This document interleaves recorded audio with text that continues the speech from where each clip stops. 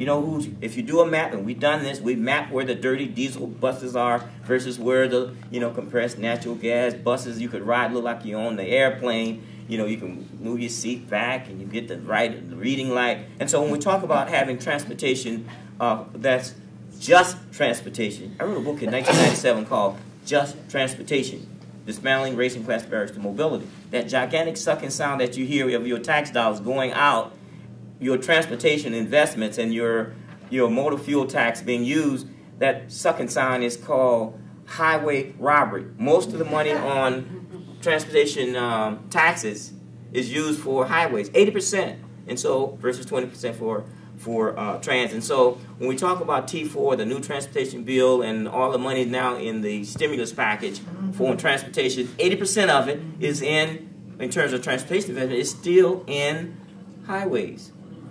What is called highway robbery. Shovel-ready projects, most of the shovel-ready projects, as they're coming out the pack under the old system, what do you think they are? Shovel-ready highway projects. So we have to start reversing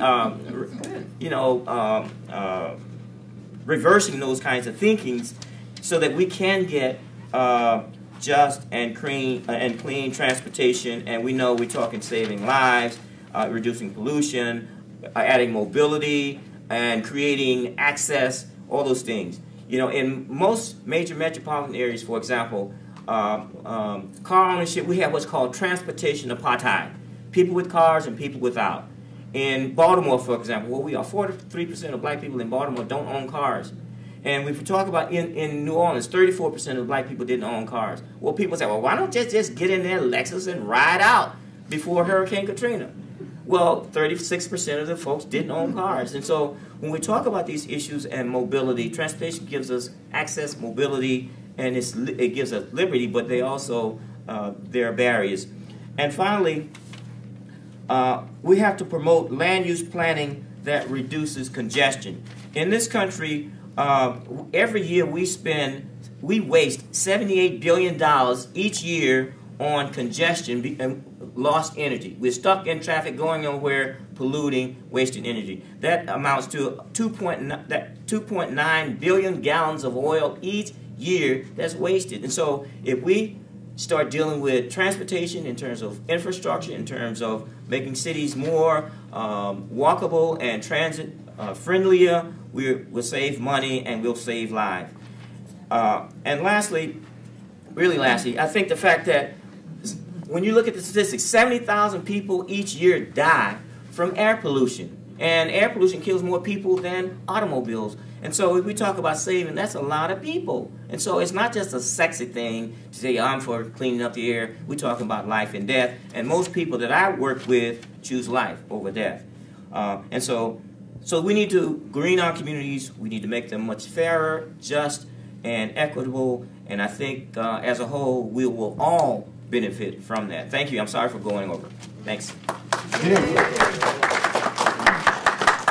So I think what we're going to do before we ask questions to the panel is to give you guys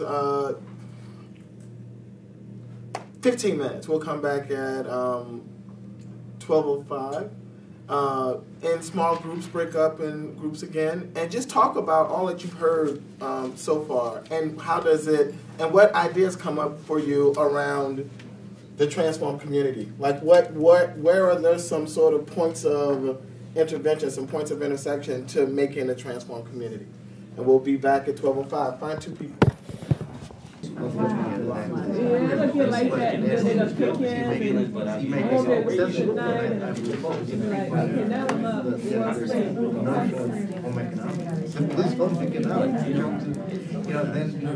You still got a lot of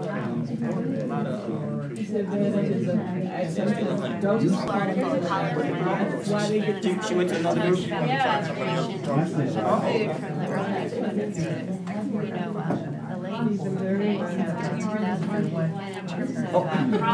actually have a larger That's crazy. One of the things we need to do is buy everything, right? But we don't, because we don't know how to do much. How does that create an infrastructure? Like, Yeah, are you that's I used to see them walking around, for like, like, and then it's just wood. It's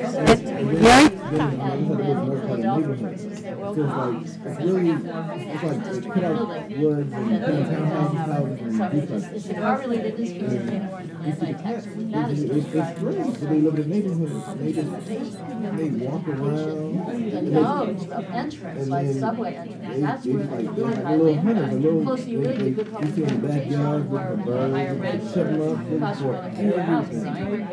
So when you capture that increase around those nodes, I'm just they walking go down the for trail, everybody. and I see the cat like There's laying by people when they're going to transportation, getting low, like looking at a bird trying to then like pay for a lot of your transportation and then out I of see that them increase trying to climb a tree one day after a bird capture came back. out, So and they localities couldn't are make it all the way up because he was start like having dead. even Like, basis looking at good.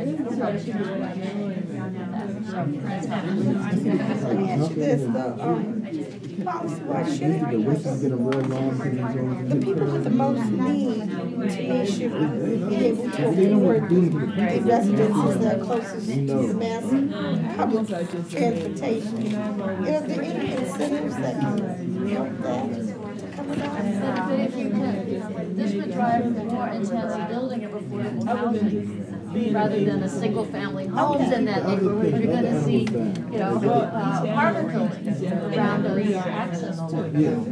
Because they're going to be more intensively utilized. It's actually going to drive more intensive utilization. Yeah, it does. I really don't. Yeah, but it does, but it's not promoting the strategy of going to development of multi-family houses, multi-family dwellings around transit.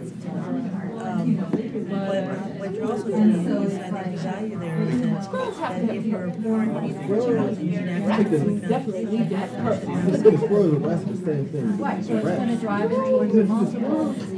Live in the trees and they take down little acorns and nuts so they don't hit your car. Or any humans themselves. You walk, like I've been walking, that's some things hitting me in the head, little acorns and there's squirrels in the trees. Okay, so really, this is great. Okay, humans are indeed the ones who multiply. Henceforth, everything else is subservient and the servant to know all of that. It's like, that, okay, that's wrong. that's No, and I think about like an environmental justice. and to be in his One of the things that's so so he made all these other things. being around.